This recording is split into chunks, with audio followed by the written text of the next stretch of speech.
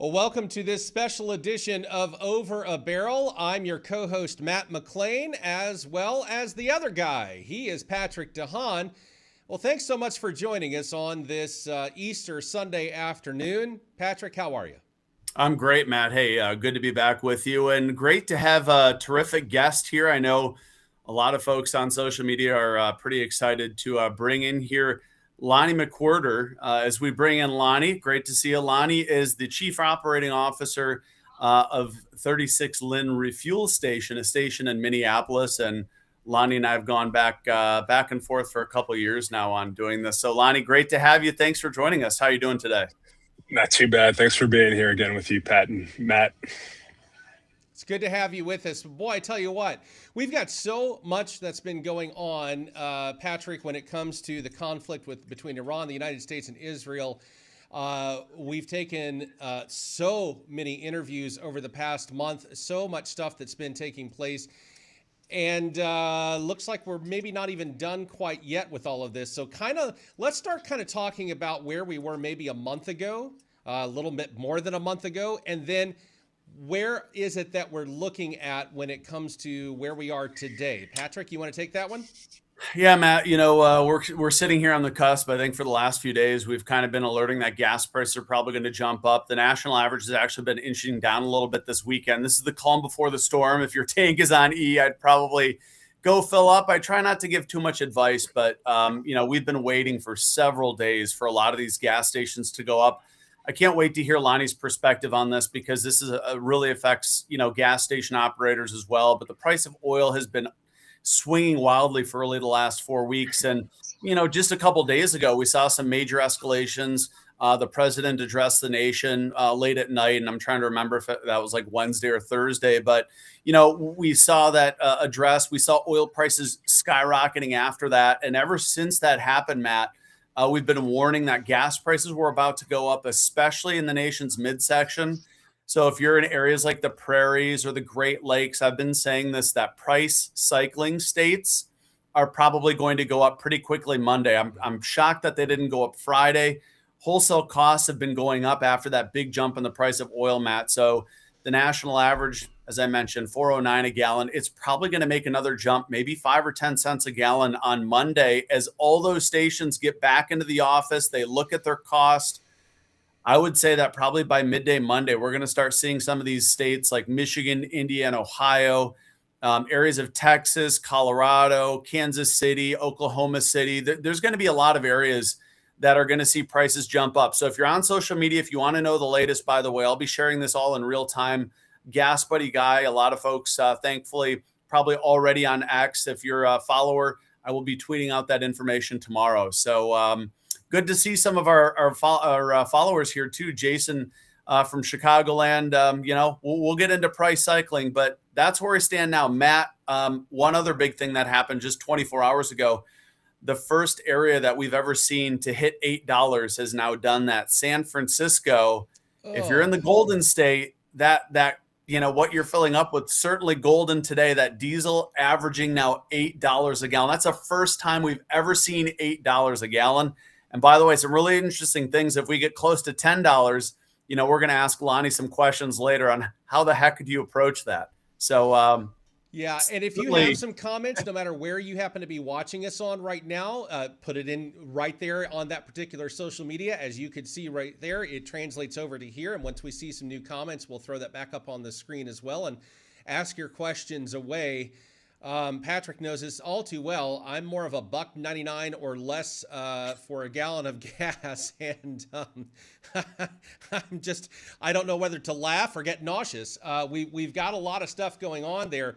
You're telling me that the prices are expected to go even higher from where we are right now, which is already the highest that we've seen really since 2022. I think if my mind is correct, we'd have to go back to probably 2008. Before prices were about at this price point that what we are seeing right now. Is that fairly accurate? Yeah, I mean, it is for diesel now. We're only about 30 cents a gallon away from hitting that 2022 high. For gasoline, thankfully, we're quite a bit under that. 409 is the price today. The record, I think, is about 504 a gallon. we were only over the $5 mark for 7 days. Certainly was still very noticeable. So we are well below those levels. Diesel, though, Matt, has really been the trendsetter. Been getting a lot of this question: why is diesel so much more impacted? And keep in mind, gasoline demand, it's not summer yet. So gasoline demand is still relatively weak, but at the refinery, and we can get into this a little bit down as we get into the conversation, refineries aren't producing as much product like jet fuel and diesel. And those are very, those are mainstays for powering the U.S. economy. So it's been a cold winter. Heating oil and diesel are very similar products. And so inventories have been tighter, but all around, Matt, there's really been no escaping it. I have seen one or two stations that's still in the low $3 range. And you compare that to like California, which is now approaching $7. Huge disparity between areas like Oklahoma City and Los Angeles right now. California's got a lot of very unique challenges too. I just, like I said, it's especially you folks in California, man, wow. I mean, you've had a couple of refineries close over the past couple of months, this last probably 5 to 6 months or so. And now that's a lot going on out there. And I am hopeful that that's not a precursor of prices to come elsewhere in the country, because that's a very sincere concern, understandably, that if we start getting to those price points nationally speaking, I don't even know if I want to go down that road right now, because I may get nauseous and have to leave the camera at this point. But the key of the matter is, what is it that we're looking at right now when it comes to these types of things? I'm seeing, on some screens off camera here for me, there's a big story going on right now on some of the networks about jet fuel and airline costs and other aspects. I've got another screen off here, just off camera, that's also talking about, like you mentioned, diesel. A lot of folks may not realize trains use diesel to ship products. Barges and tugs use diesel to ship products. Semi-tractor trailers use diesel. So the reality is, no matter which way you're trying to get the product from point A to point B, you're either using jet fuel or diesel for the vast majority of all of that. And I think that's the underlying aspect of all of this. It's not just what you and I and those of you watching are probably paying at the pump to fill up our own vehicle. There's a lot of underlying currents when it comes to the price points of diesel and jet fuel and how that could impact other commodities and products on store shelves as well. Yeah, exactly right. I mean, diesel, this is something that the media is talking about more of. And Lonnie, I want to get you to start marinating some thoughts here. I'd love to hear your perspective on somebody that has a lot of goods that you sell in your C-store that arrives via semi-truck. Be curious to know your thoughts here in just a minute on what your costs, if you've noticed any, fuel surcharge, if the cost of these is going up. But Matt, to your point, I mean, much of the U.S. economy, jet fuel prices have virtually doubled in the last, call it 5 or 6 weeks. Filling up a Boeing 777 in Chicago, that jet fuel now is over $5 a gallon. And keep in mind, jet fuel's not taxed in that traditional sense, right? Your 9/11 security fees, those are all the forms of taxes that government implement on airlines. It's not the fuel itself that's taxed. So to see jet fuel prices over $5, and now we're starting to hear some areas in Italy have run dangerously low on jet fuel. The problem is, Matt, with these molecules, the way refineries work is they're generally have been set up to process more gasoline. Diesel and jet fuel are smaller production numbers, and it also depends on what a refinery is putting in, what they're going to get out on the receiving end. So to your point, jet fuel prices have doubled. Airlines like JetBlue and United have already raised bag fees. And by the way, these bag fee increases are pretty mundane when you talk about a doubling in jet fuel prices. So to your point, everything, this economy, trucks, trains, tractors, it's all on diesel. And as farmers get out in their fields, we're in early April. This is going to be something that starts rippling down to the grocery store. And with that, I'd love to pan to Lonnie and see, Absolutely. As a business owner, have you started noticing that? I mean, you're probably exposed a lot different than a different retailer might. But what are your comments? Have you been exposed to this as a business owner, the cost of diesel? Thanks for the opportunity, Pat. I mean, I'll speak to what I know in the small world that I operate in the convenience store space. There's over 154,000 across the United States and many more hundreds of thousands across the world here. But in terms of our item mix, we get a variety, some from major wholesalers, other from smaller ones. But we saw beginning last week, starting to see the price increases where, again, in some ways, the way the pricing came through, it felt like an April Fool's joke, but I guess the joke's on me. I'm the fool. Yeah, I mean, I can't imagine trying to stay on top of it. And by the way, thanks to our followers out there. And there were a couple questions too that if you have a question, feel free to throw it in the chat. We'll get to it. Real insightful, Lonnie, but this is going to be, this is something that's just barely getting started, right? The momentum on how you're going to start to see, trucking companies, distribution companies try to tackle this huge, massive jump in diesel price. Because I looked as we get on air here, diesel's now averaging $5.59 a gallon. We're less than 25 cents a gallon away from new all-time diesel records. And, you talk about consumers are really price sensitive. People are looking at their summer travel plans, and they're going to be deciding in the next couple of weeks on what road trips they're going to do. And I'm imagining that, discretionary income, Lonnie, the people that come into the C-store might be spending a little bit less already, maybe not a whole lot. I mean, prices have only been elevated for a few weeks, but, a lot of the time, one of the first things when people are spending more at the pump can mean that they might be spending less in the C-store.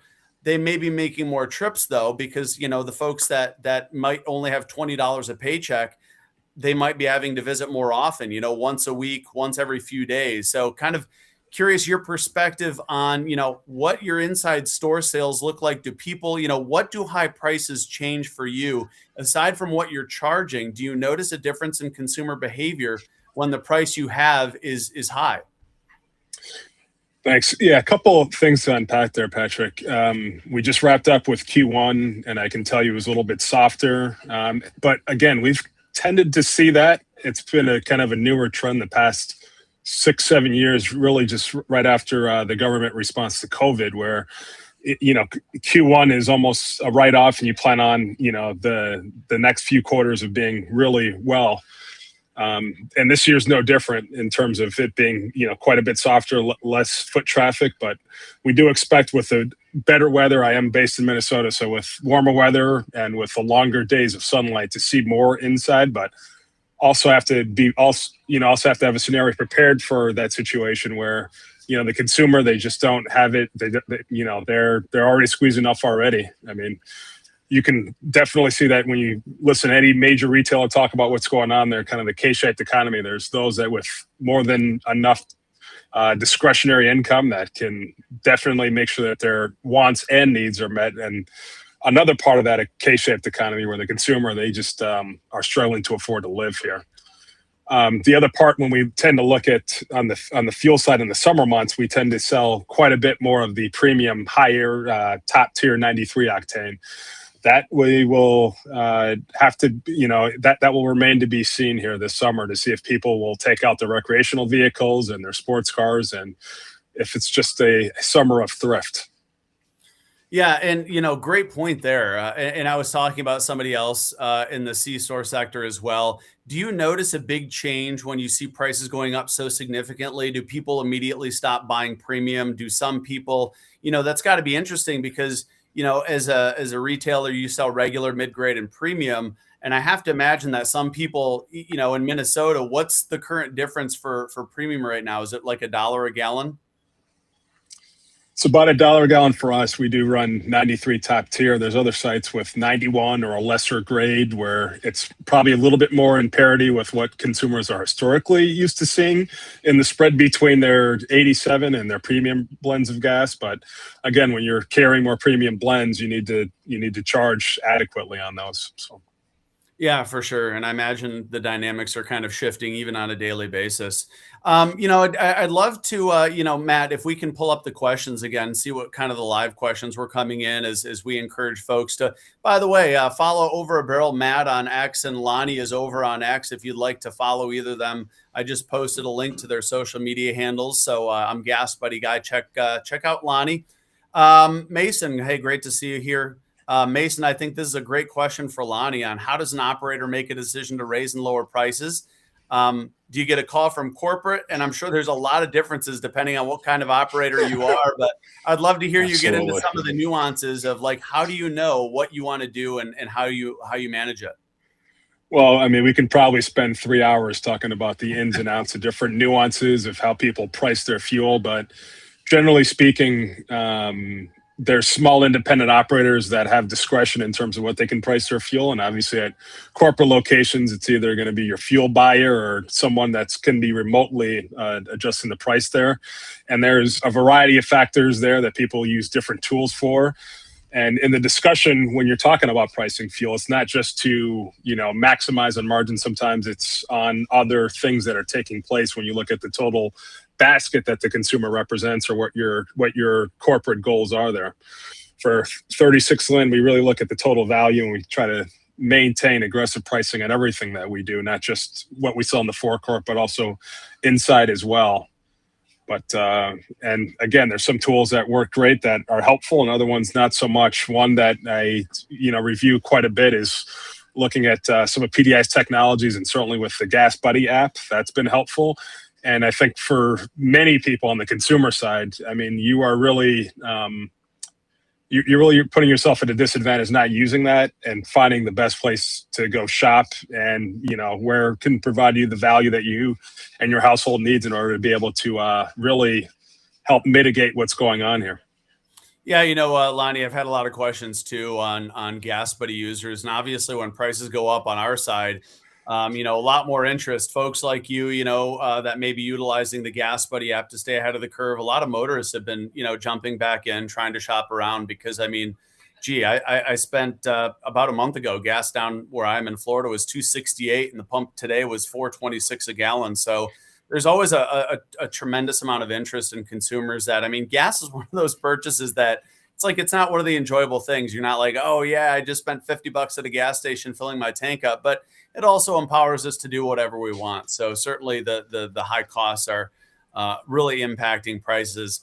Matt, I think Absolutely. I saw a question there from Ohio on, just wanted to touch that on how prices, we're expecting a price cycle. As I mentioned at the start of this, gas prices are probably going to rise more noticeably in the plains. If you missed that, I'll restate it that, right there we go. Retailers in areas like Minnesota, Michigan, Indiana, Ohio, they'll probably all go back above that $4 a gallon mark, Hugh. So, if you're in Ohio, I would expect probably back over $4, or I should say over $4. Last time Ohio hit $3.99. There's more and more states that are kind of going along with this kind of unique pricing game we call price cycling. But a lot of states are likely to get into their that is, C-store operators are likely to look at their costs tomorrow after a weekend of declining prices. They're probably going to have no choice because, like I said, a lot of these retailers, and Lonnie probably saw a bit of a jump too in your cost last week after oil prices jumped 11%.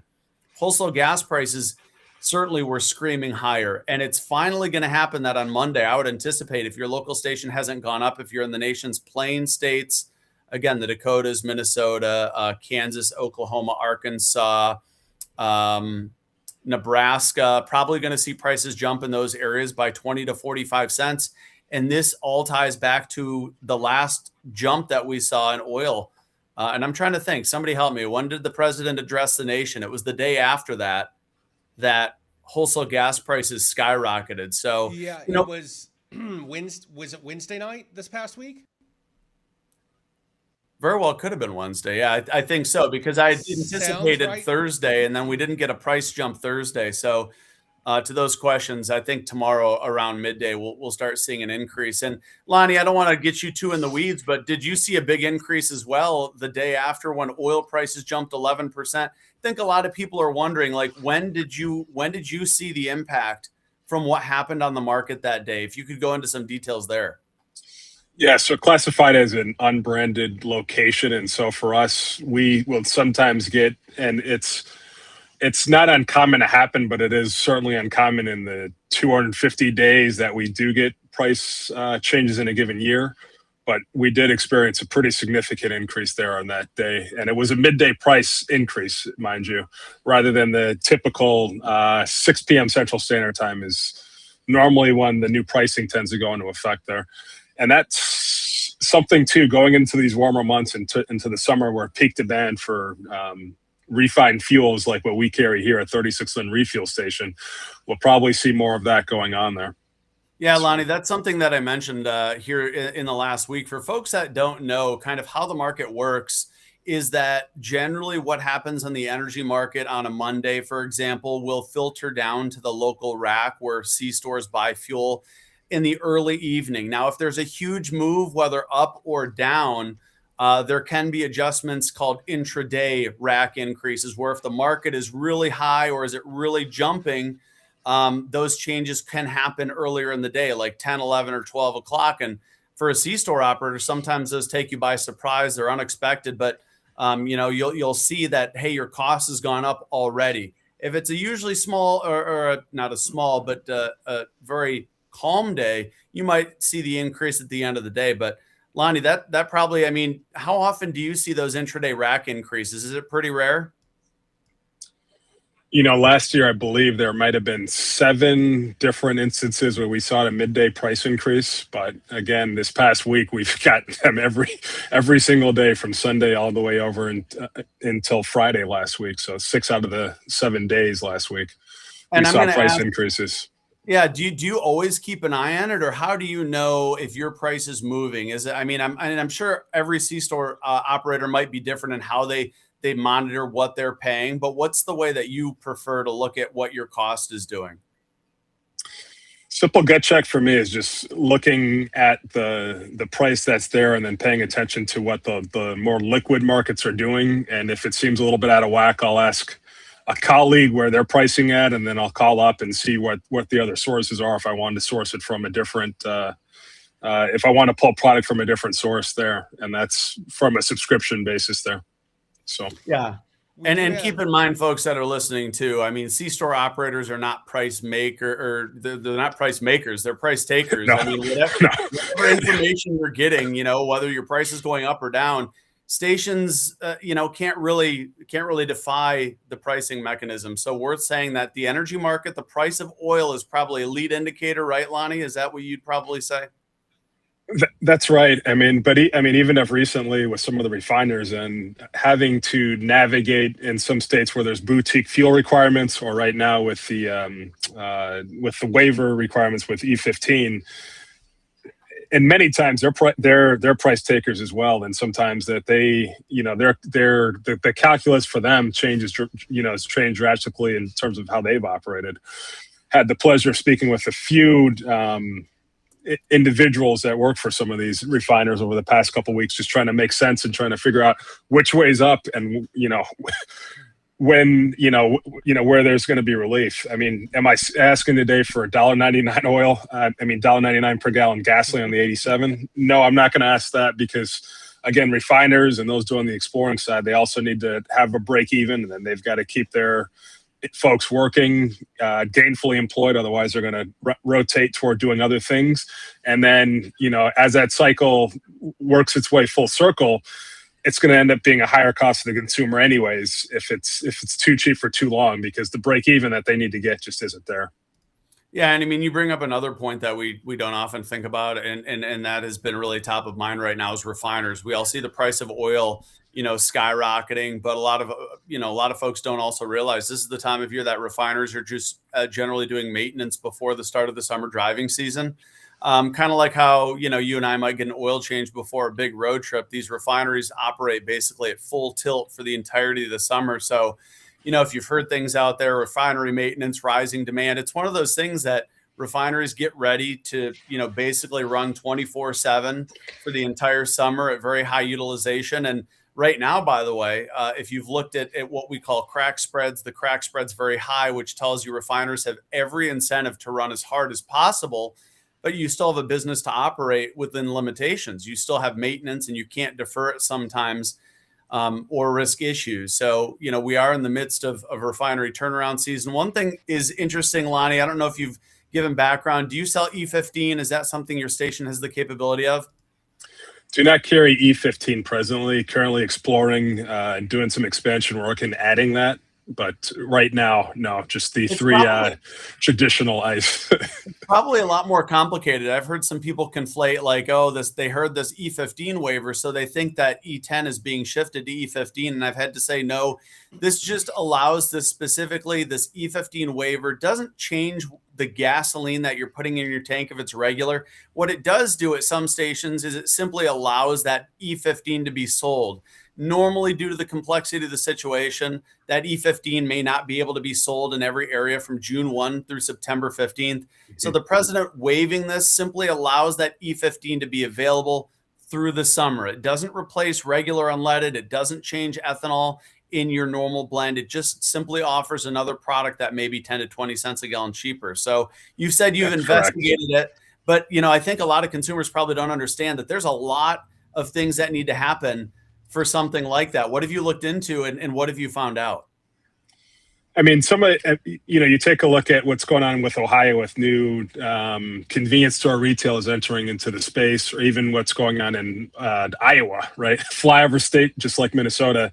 I don't think there's a new site built there's not too many new to industry locations when people build from a ground up convenience store where they're not including some of the ethanol alternatives. And ethanol tends to be a little bit more volatile, but it also is a little bit of a gut check to kind of, for the consumer to have another option there if traditional fuels get a little bit out of whack, right? And again, with the volatility of it and the game in some ways that people play, and again, when you're tiny like me, it doesn't really make sense there. But you take a look at RINs, right, or renewable identification numbers, you look at the rest, there is certain opportunities and certain cycles of the year where you can really create a lot of value for your customers and for, as an operator as well. So now, what's the difference? I mean, some folks also ask this. I've been seeing more ethanol-free gasoline popping up, and what's the difference between E15? I'd love to hear your explanation. And do you sell ethanol-free, or do you have people ask you about that? We've had people ask about ethanol-free gas, and generally the question is revolving around engine wear and how it knocks, and so certain older vehicles, you can, depending on the mechanic you talk to, they will mention that you could have additional wear and or can ruin your engine there. So there's a little bit of fear on having ethanol as an additive if you've got an older vehicle or certain sports cars. That being said, keep in mind, ethanol is one of the most tested fuels in this country. I believe that was NASCAR historically that really did most of the testing when it came to ethanol, but it's been tested for not just the past 20 years, but it goes back some decades now. Yeah, I think said 1 million miles or something. There are several million miles now on ethanol, so it's probably one of the most tested fuels around today. But to your point, there's a lot of strong feelings about it. Absolutely. And again, I'm in the Midwest. It tends to be a little bit more political hot button issue because there is a heavy corn industry here. And so, of course, a lot of the politicos are in favor of corn-based ethanol, where you get around to other parts of the country and you have other individuals scratching their head saying, why are we stuck with this requirement here? Yeah, and Patrick, we do have a couple of folks that have been asking some questions on the comment section. This one is from Hope. Hi, Patrick. I'm from the PNW, Washington State. How much do you think gas prices could go up this week? What do you tell Hope here? Yeah, I'm check the feed. Right off the bat, I haven't really looked at the Pac Northwest in recent days. I mean, the Olympic pipeline was briefly shut down. I think that is now back online. Probably an increase, but I don't think really the West Coast is going to see the pace of increases that we have in recent weeks. Hope I will try to look more closely at that here and post something here later tonight. I always just try to look at state by state basis and see, this is where Twitter or X gets a little complicated, is one tweet bumps down a lot of other tweets. So encourage folks to go through there and look at a couple of those tweets. But for now, I think the most urgent, where I see price increases more dramatic, again, the nation's plain states, maybe the Rockies a little bit, the Great Lakes, and a lot of those are price cycling markets. And if you have any questions about price cycling, feel free to leave it in the chat too. That's kind of been a game that stations have been played.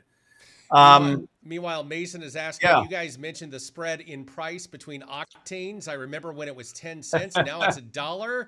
What caused that? Well, Mason, I actually had a conversation about this the other day, and it's super nerdy.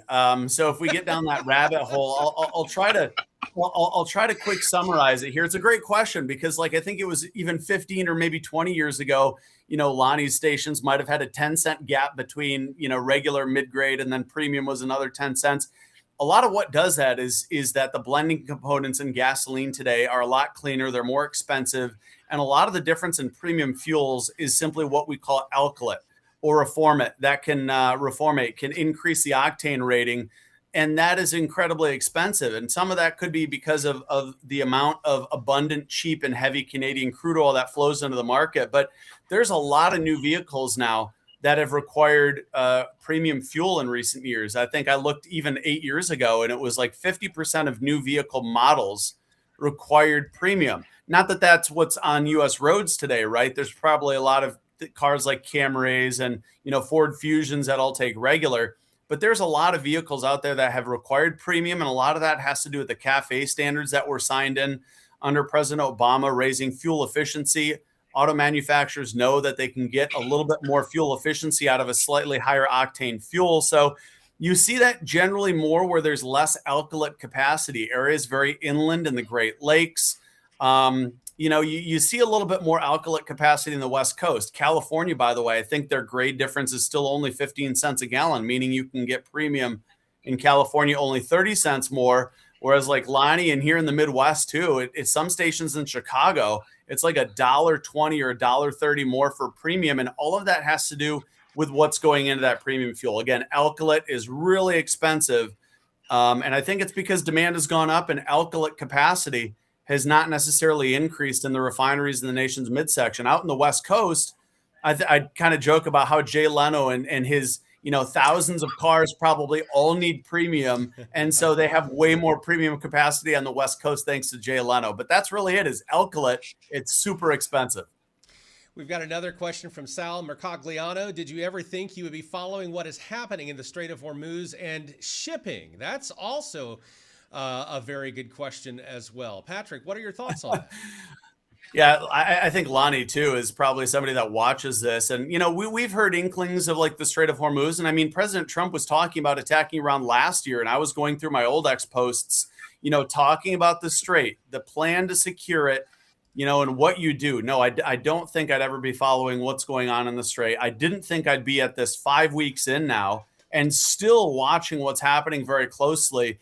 And basically, like, still, it's predicting this is like hitting a dartboard from a mile away. So I can only imagine what Lonnie's going through as a business owner, trying to stay on top of these huge swings in price. Because Lonnie, we're only, we're less than 2 hours away from the oil markets opening for electronic trading, and a lot has been said today. A ton has been said, and we have no idea where the pendulum is going to land. If oil is going to gap up $10 a barrel. If there's going to be de-escalation by the time we wake up. This is so topsy-turvy. And, as a gas station owner, I want to highlight, too, that at the end of the day, you have no idea. And tell the audience a little bit, how often do you buy fuel and what does that look like? Because everyone, the number one thing I hear is, Lonnie raised his price, but he's still got old fuel at the old price. But I like to tell people it's not the cost of what's in the tank. It's the next tanker load that you're planning for.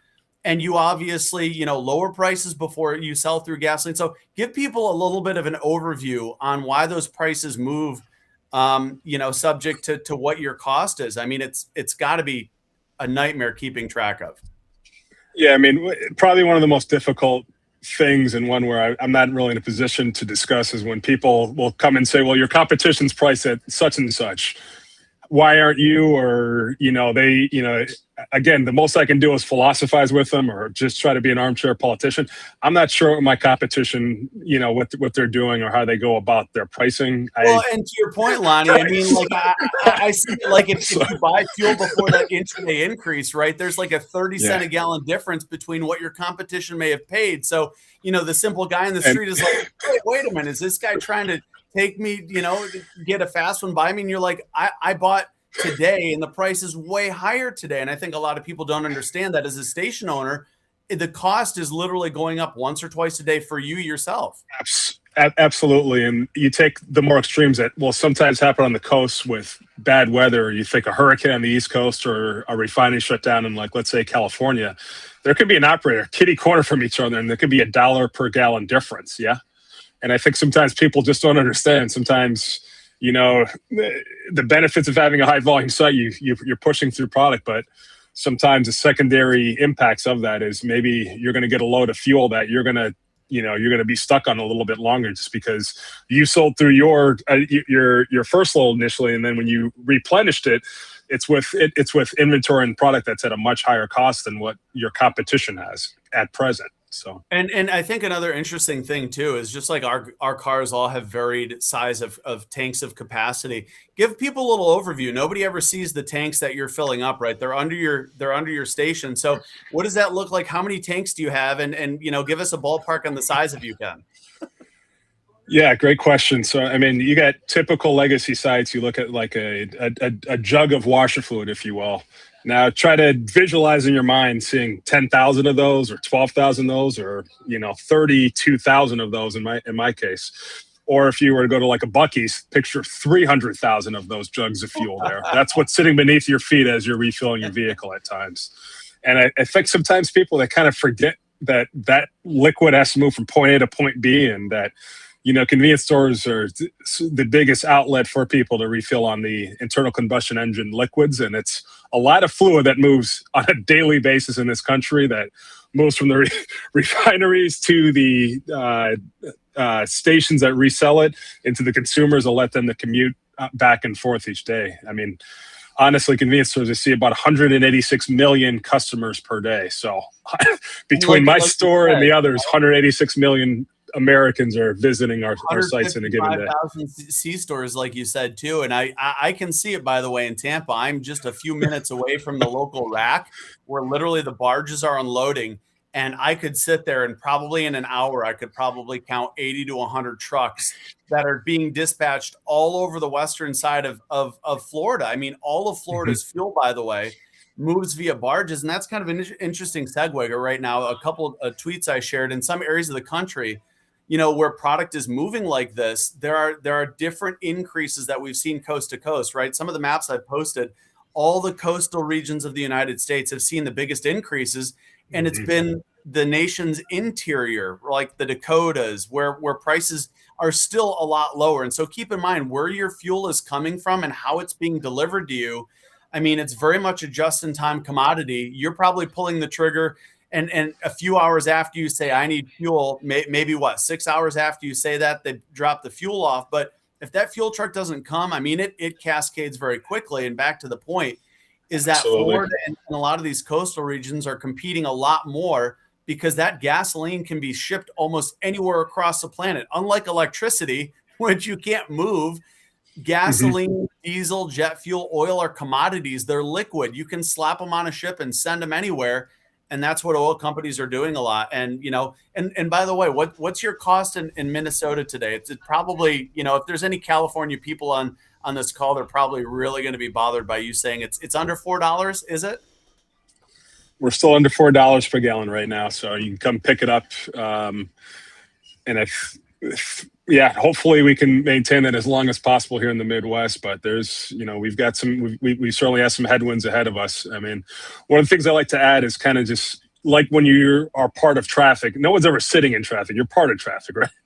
It's this weird dance in your mind of there's tens of thousands of vehicles that are either crossing a bridge or through interstate highway systems. It's the same thing with fuel. When you take a look at it and you kind of see it in a crisis where, people that don't normally fill their tanks will start to fill their tanks. I mean, you saw probably some of the posts like I did about what was going on in parts of Australia as well as India, where the lines were just absolutely ridiculous because, again, people started the hoarding mentality where the refiners and the sites, they're not prepared for, that much of an influx in customers that are deciding to spend their dollars, that much more of their wallet, on fuel as opposed to other commodities and other products, right? And that does create at sometimes more extremes where there can be short-term outages there. Lonnie, it's a beautiful. That brings up a great point. I saw on social media, there's a lot of graphics on this situation, you really need to be a little bit of an analyst and pay a lot of attention, because somebody looked at a graphic that I would think was produced by, a news organization, and that it said the US is going to run out of fuel by April 15. It's like, no, that's not going to happen. The 600,000 barrels a day that the West Coast generally gets could see some impact. That's the graphic. But in this person didn't say could. They said it's going to happen by April 15. It's like there's a lot of misinformation out there, and people need to be really careful, not only what information they're looking at, but sharing it in a responsible way. Because to your point, if some people, by the way, we are not in a supply situation right now. There's plenty of fuel. Refineries are operating full tilt. So that's the great news. But you got to be really careful about, the information out there, because there's a lot of folks that may not have a real good understanding of what they're sharing.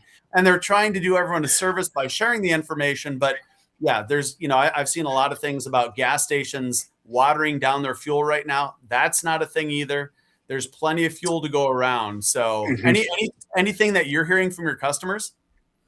Absolutely. I mean, you get lazy questions where people ask about watering down the fuel, and with oxygen sensors and with modern vehicles, your car won't start if there's water in it.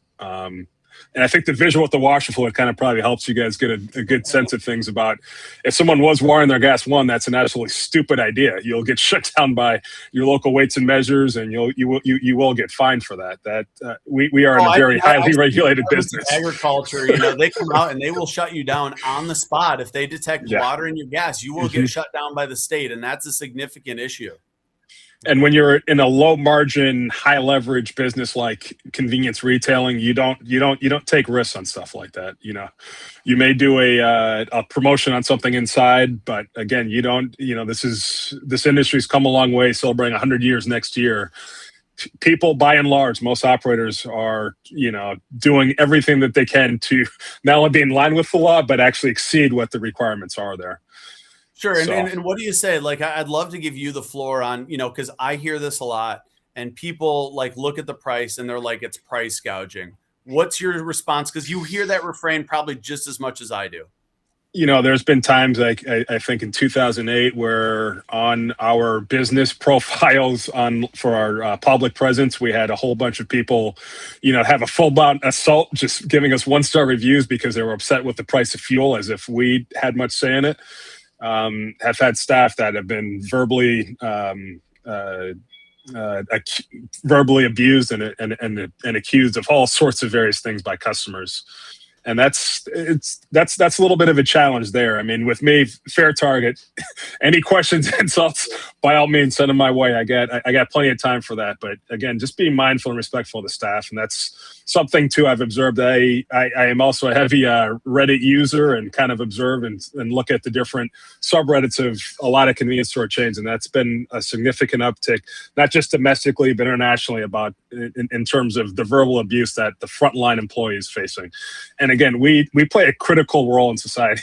This is where people begin their days. A lot of first responders that will come in here, and before they start their shift to come visit people in very difficult and traumatic instances, they stop by places like 36 Lynn refuel stations. So we're doing our best to help people get what they need so they can go on to the final frontiers of their workplace or school or any other way that they're heading. But again, it makes it a lot easier if people are friendly and nice, and we get it that there's a lot of pain at the pump right now, a lot of frustration, and a lot of just questions. Again, most people have no idea what the POTUS is going to say at 1 p.m. Eastern tomorrow, or what the decision is going to be at 8 p.m. Eastern tomorrow. It's 8 p.m. Tuesday tomorrow as well. With right now, that's the line that's in, I think, with the Iranians. But again, just be nice. It'll carry it. It'll help my staff a lot more. It helps other station operators a lot more. There's people right now that are stuck working their store tonight. Someone called in, stuck trying to figure things out, and they're just trying to operate as best as they can. And I want to on that subject, I would like to re-thank Lonnie for joining us. If you're late to join, Lonnie is the Chief Operating Officer at 36 Lynn Refueling Station in Minneapolis. I'm Patrick DeHaan, Head of Petroleum Gas Buddy, and this is my colleague, Matt McLean, who's the co-host of Over a Bro with me. So thanks for joining. And Matt, you want to pull those questions up? If anyone has a question You were reading my mind. Let's go ahead and take another question. DJ from Nashville. What do you think WTI will do at the pre-open this evening? And yeah, that's a really big question, because as of right now, Patrick, look at what we've got going on currently when it comes to really WTI at this moment. So what are your thoughts on all of that? Oh, I mean, I haven't looked at what has been said in the last hour. There's been a lot said this weekend. My gut check is probably up 3 to 5%. I'd love to be wrong on that. I mean, at this point, though, it honestly in the last couple of weeks has been like throwing a dart from a mile away, blindfolded, in shark infested waters. All of the caveats. So I think it'll open up. I don't think it's going to be a massive surge. I mean, obviously deadlines are getting extended. The tone is really what, dictates the market. And I think the tone was not good. So it could go up more than that. But, to bring it back as well, whatever does happen, again, you can follow Lonnie on social media on X. Obviously you can follow me or Matt. We'll be sharing information, when the energy markets do open up at 6:00 Eastern. I will be covering it. Lonnie, I'll text you how awful it'll be. And then you can be prepared for tomorrow.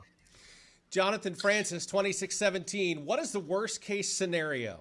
Boy, that's I've been asked that multiple times over the past month myself. We probably all feel the same way. I mean, Yeah. I wouldn't think that we'd be here right now, 5 weeks into it. But to the point, what is the worst case scenario is that gas prices keep going up and diesel and jet fuel keeps going up until there's some sort of resolution to get the Strait of Hormuz reopened. That's really what it comes down to. I mean, the war in Iran, it could continue for 2 months. That doesn't really matter so much as all of this oil is being blockaded by Iran and through the risk of attacks. Now, we have seen a couple ships get through the Strait of Hormuz, but it's not like shipping companies are willing to risk life and limb yet. I mean, we've heard a lot on the subject. But to Jonathan's point, all that really matters is, will the Strait of Hormuz reopen? Will it be a full reopening? Will only a few ships get through? I mean, it's the devil's in the details here. Lonnie, what's your take? And not only that, Patrick, I just want to bring into the discussion. I think it's kind of been drowned out with everything going on, but still the conflict with Ukraine, Russia. Yeah. Russia's a petro state, and obviously exporting of higher priced oil benefits them. And I think that there's many discussions there from a geopolitical standpoint that are taking place right now about that. Because, again, people would think that it's a boon to the United States and U.S. oil companies when oil's high like this. But you have to think on a global scale what that does when when oil is this high for this long, and also where it needs to get refined at. Yeah. Yeah. I mean, the other consideration going into, sorry, go ahead, Patrick. No, go ahead. I was going to say the other consideration, like worst case scenario, when we're talking about that is, if we don't get the waiver in on ethanol coming in this year, I don't know that. I think we could get a delay. Like, is it? I'm forgetting the exact terminology, but I think through administration, they can at the EPA they can go through and get a waiver there. But beyond that, it's up to Congress to get that pushed through. So that's going to factor another 10 cents per gallon on the Midwest refining states. So that would include the Chicagoland area. In summer, obviously, we don't want another, dare I say, Katrina and Rita to hit, because that would really impact supply as well. Let's not jinx I'll that. steer clear. Hold on now. Hold on. One problem at a time here. Let's go. I just got a cold chill up and down my spine on that one. I will be in New Orleans in late summer as well. So I hate to verbalize it out loud, and I'm not speaking to existence by any means, but that's stuff that you have to consider, right? I mean, you bring up a good point. I mean, we are going to be on the cusp of hurricane season starting here in just a couple months, and it's things are usually quiet until they aren't. Last year was very quiet. Knock on wood that we can see a repeat of last year, which was pretty mundane. But I mean, to your point, if this is still ongoing, and then you have something like a Harvey that literally sits on refineries, certainly wouldn't be good. We do have some additional questions. Hope Terrence, she's asking, what do you think is a realistic timeline for when prices will start coming down, or will it only come slightly or down slightly and become a new norm? Boy, that's kind of a loaded question right there. Give us both of your thoughts, both Lonnie and Patrick. What are the thoughts that you maybe have on something like that? And please don't say it's down slightly and become a new norm. I don't really want these as a new normal price. The one thing I'd say there is, when it comes to oil markets, there's not really a norm, so to speak. It's all a constant balance of supply and demand factors, right? When supply goes up and demand goes down, it's constantly this scale, and the weights are changing over time. So a realistic timeline, again, I don't know when the Strait of Hormuz will reopen. I don't know if, countries are going to align on getting it reopened. Once it is reopened, 75% of it is reopened or more than that, I think oil prices will likely start to come back down. But every day that this persists, we've lost another, 3 million barrels that didn't flow through the Strait as we've been talking to you here. So the longer this persists, there's not going to be a new normal, but the longer it will take oil markets to fully heal, and the longer it will take prices to kind of go fully back down to their lower level. If things go great from here on out, realizing that nothing's gone great yet, so this is kind of a stretch, but if things were to go to great and the Strait is reopened in a week, we could still see the national average back below $3 a gallon by the end of the year, or potentially even in November or October. But we're rapidly starting to get to the dates. Gas prices this summer are probably going to be higher than we anticipated. But really, there's not really a new norm, right, Lonnie? The only thing that changes in this business is what we're dealing with. There's always something happening that impacts supply and demand. And so, no, this isn't really a new norm. Prices aren't likely to remain over $4 a gallon unless the Strait of Hormuz continues to be blocked. Yeah, I'd agree with your sentiments there, Patrick. But again, in a given year, when prices tend to maintain higher on the downstream, you tend to see some relief coming in around the fourth quarter. And I don't think it's going to take that long. I hope it doesn't take that long. But just speaking, and this isn't any kind of investment advice for anyone, but just from the way I see things, it could get worse before it gets better, but I would expect certainly with midterms, right? Certainly with midterms coming up, there'll be some relief. My guess would be way before then, because that's just, again, people, in some ways they panic, but in others, there's people that are extremely calm, and talk to the calm analysts that and those that are watching things, and that have maybe been through a rodeo or two. Yeah. We've got another question as well. Fishing aficionado. Patrick, do you have an early view of summer gas prices in the Gulf Coast region? Speaking of this particular region and potentially the things that you were discussing a little bit earlier, PADD 3. So what are some thoughts there as well? Either one of you guys, I guess, obviously somebody who could answer that. Who wants to take it?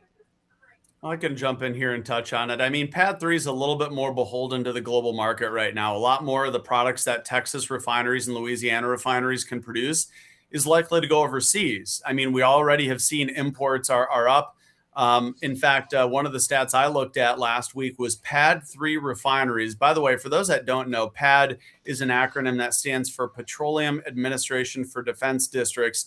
There's 5 PADDs across the country. PADD 3 is represented by Gulf Coast states up to Florida. Florida is actually in PADD 1. So it's Texas east to, I believe, Alabama and Mississippi. This is a difficult one. I think PADD 3, it's really going to be a tale on how long the Strait of Hormuz remains closed, because PADD 3 refiners, as I was mentioning, had their highest utilization rate in March that I could see on record. These refineries are heavily incentivized to run as hard as they can because there's an incessant amount of demand right now for products. And unfortunately, that high level of demand can be exported, and that can put pressure on gas prices in areas like Texas, and especially down here in Florida. So, I still think PADD 3 is going to be affordable, but you might not be in the traditional sense. Texas right now is probably not even in the cheapest 5 states. Normally it usually is. Right. Texas, I think right now, if I were to look, is probably in the top 15. So until the Strait of Hormuz reopens, that's probably what you're going to be looking at. And as I look at right now, Texas is the 17th cheapest state. Normally they're top 7. So that is what is happening right now. So Texas probably still will be below average, but it really all compares, or it all comes back to the Strait of Hormuz. And yeah, Texas could hit $4 if the national average hits $5. But the real question is, I just don't know what's going to happen with the Strait of Hormuz. I mean, we have a president who just, earlier today was talking about escalation and targeting power plants again, and that would be a dramatic escalation. And if that's the reality, we could head to $5.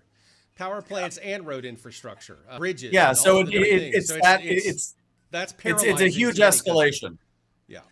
So it's really a story of the headlines then at that point. To answer the question, Texas is still going to be a little cheaper than the national average, but it's really hard to know exactly what the escalations are going to look like, both from the U.S. and both from Iran, because there's a lot of, I'll just say it this way, there was some fiery rhetoric being fired off this morning.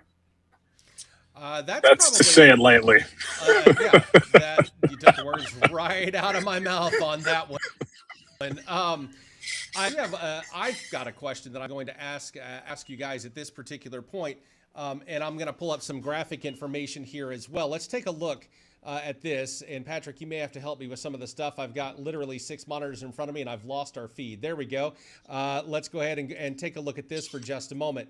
Tell me about some of the things here when it comes to the different aspects of the price point, because just since we have been talking, I am noticing that we are seeing the price point of the national average increase. In fact, just at the beginning, at the top of what we were talking here about an hour ago, it was at 407.1. Now it's at 407.6. I have watched it creep up over the past 60 minutes just since we've all been talking here. Well, Matt, if you can, and it's also a little cut off. I don't know if you can move I'm going to fix that. Bear with me for just a moment. But yeah, I mean, back to your point, it's a Sunday. A lot of what's happening right now, GasBuddy receives less price updates on Sunday, so that average calculation, which is done based on new data, can be a little bit more volatile on a day like a Sunday because people, I mean, on today it's Easter, so there might be some more folks out there. But traditionally, this is the day, Matt. We've always said this. GasBuddy's study, by the way, that came out 2 months ago, the best day of the week. And guess what it said? Sunday. Because look at Sunday's average today. It's down almost 3 cents a gallon. And as we said at the top of this call, look at those deep blue areas right now. Georgia, by the way, the only reason it's deep blue is because it has a state gas tax holiday right now. So it's 33 cents a gallon lower.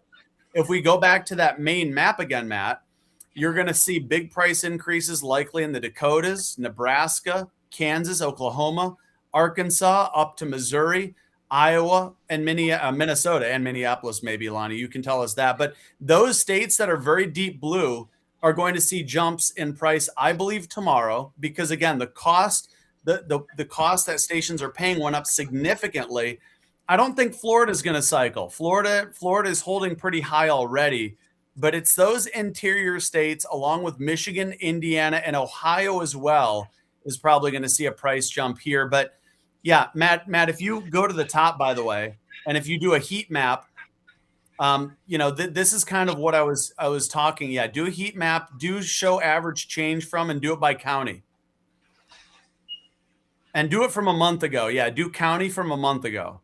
Right. You're going to have to county and do it last month. Last month. There we go. And now click it. So see now you see here if you and actually. This is changed from last month. Look at where the prices have gone down or have gone up the least. It's all of the states that are about to go up the most. That's why these states are very easy to target for price increases, because they've been ignoring those price increases. So if you go on this map, there's a very good chance if you're one of these light blue or dark blue counties, and you can see, look at Michigan as well, Indiana and Ohio.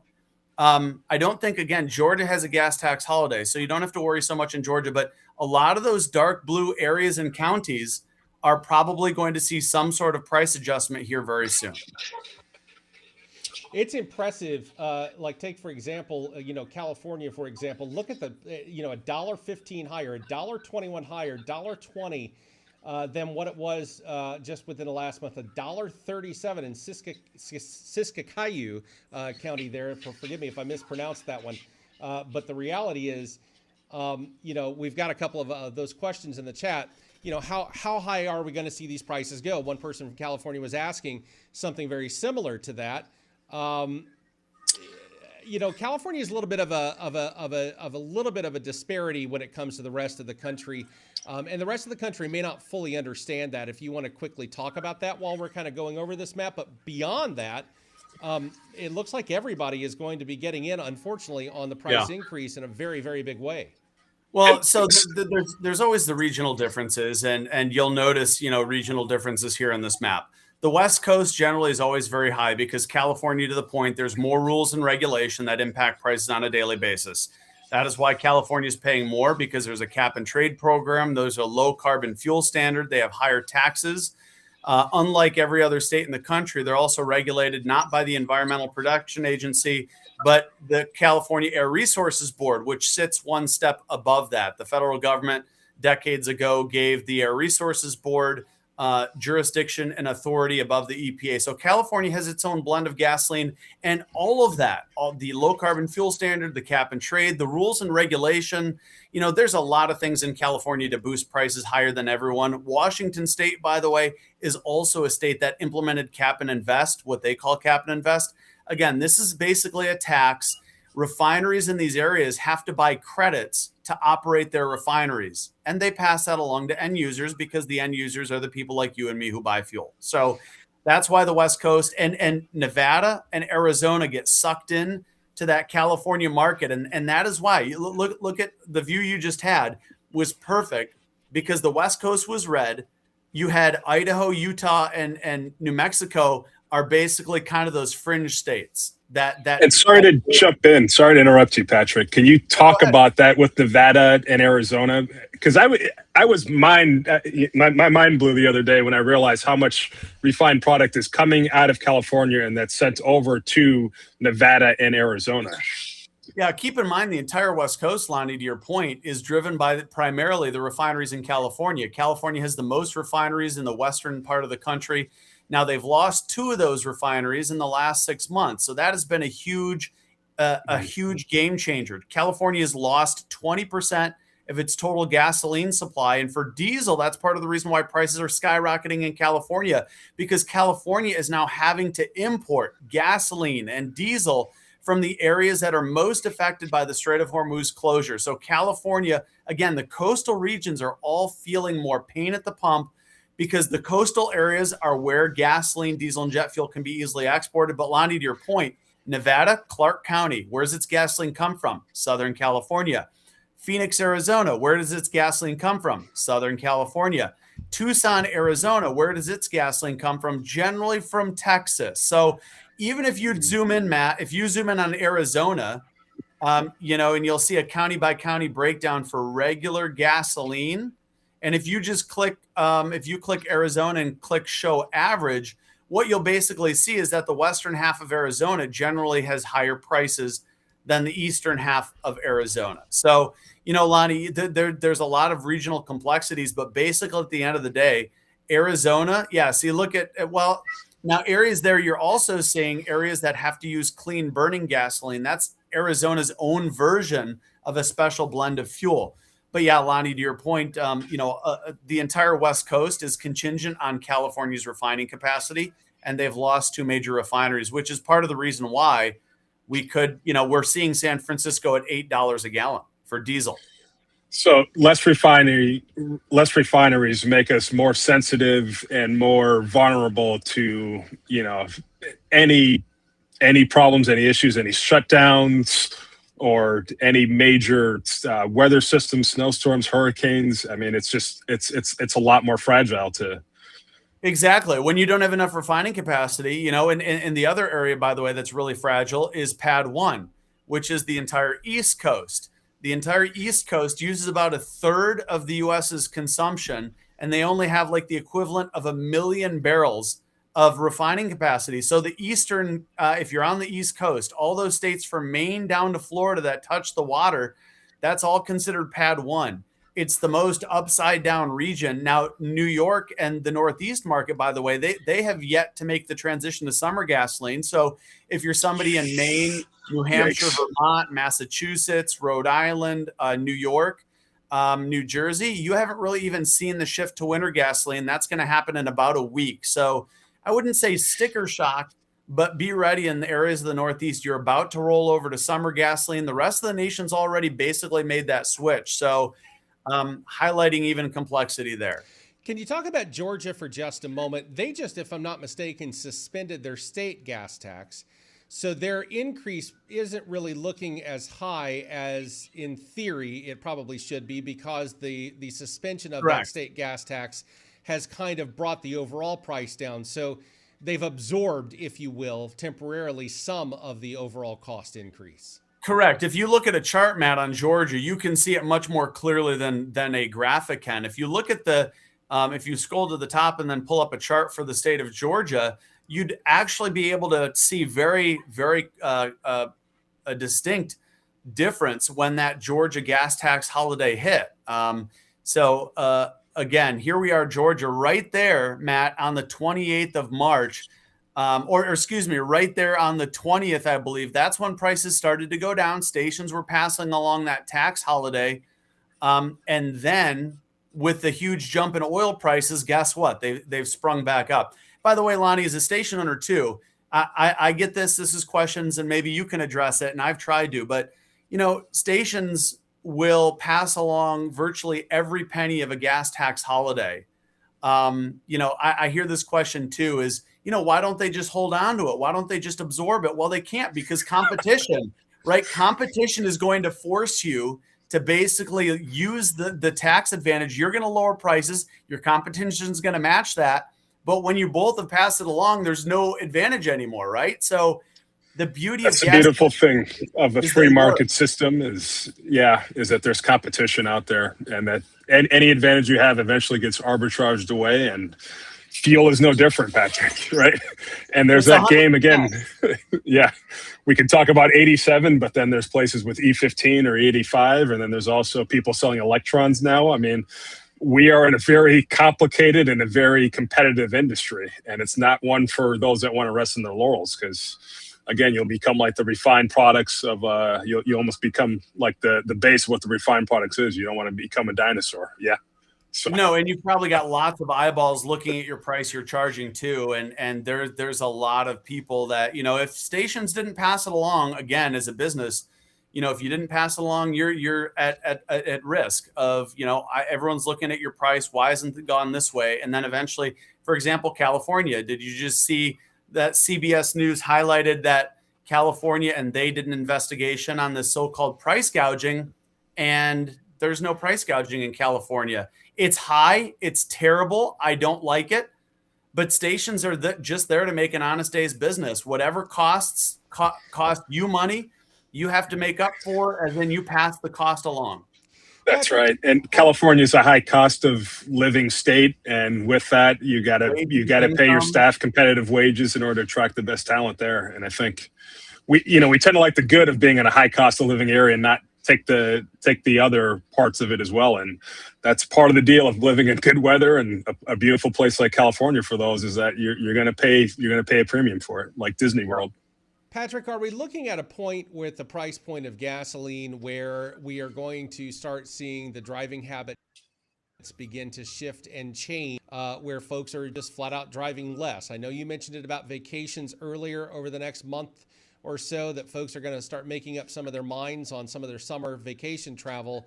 But are we kind of, and I've been asked this question a lot in the interviews that I've been able to do over the past month, are we looking at a situation where folks are now going to start, combining trips, 3 trips across town in a day? They'll make it in one to kind of help save fuel. So are you thinking that we're kind of getting to that price point of the country when it comes to folks actually changing their habits as a result of the price of gas? Yeah, Matt, it's a terrific question. And it really depends on how long it remains elevated, right? If this were to just all blow over tomorrow, prices would go down, consumers would unwind any decisions. But yeah, I mean, as you're getting into summer, people are probably starting to put aside a little bit more money if they have a road trip coming up. And yeah, that's already impacting discretionary spending. Quick service restaurants, QSRs, fast food, probably already feeling it.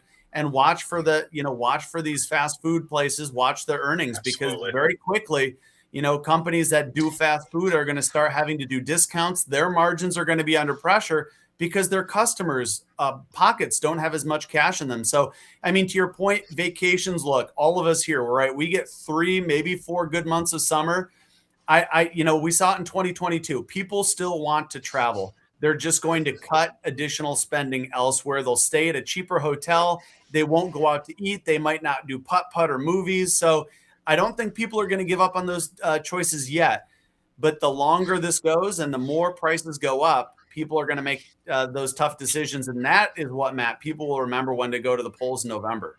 And I might add, Matt, too, I mean, heading into earnings season too, I'm going to be paying really close attention to the analyst questions of companies like DoorDash and Grubhub and Uber, just to kind of see how they're looking at the price increases in terms of their overall strategy, because they're in a fierce competition with each other at present, right? And it'll be something to see how they're able to mitigate this steep increase in their fuel costs, which is an input they have zero control over, right?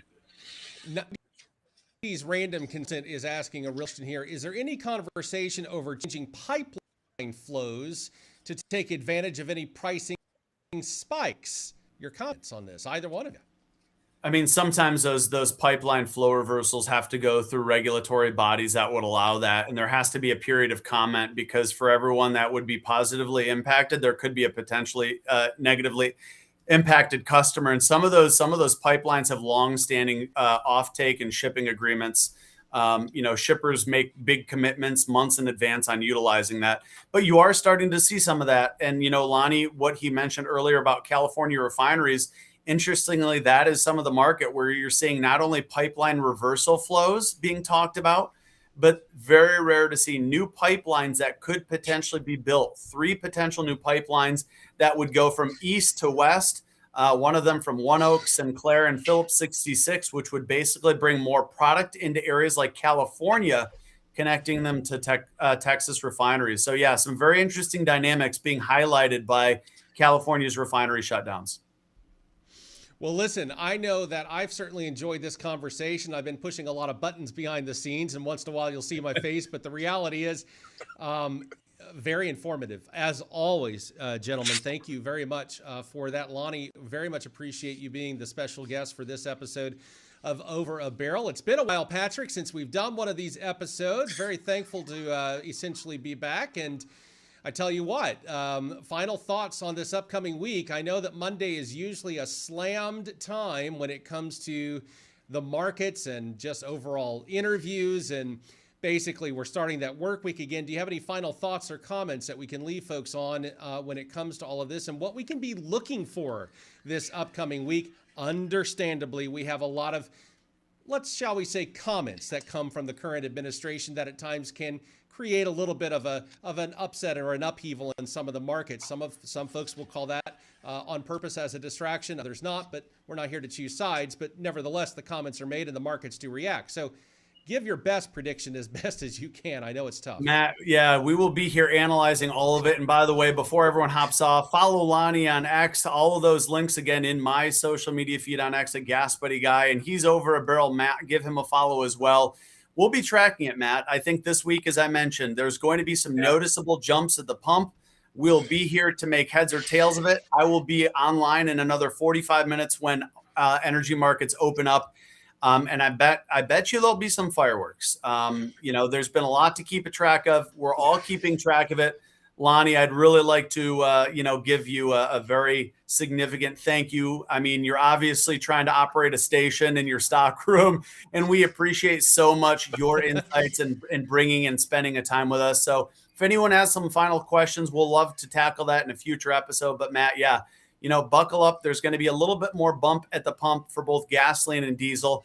And you and I, and maybe Lonnie, can all revisit here down as we track all these different issues. Again, we'll be online, Matt and I will, in another hour tracking all of the energy market developments, and we'll tell you exactly what's going to happen. Great. And I look forward to being on the listening side. So, sorry, go ahead. No, go ahead. Go ahead. We're on a slight delay there, but go ahead, Lonnie. Finish up.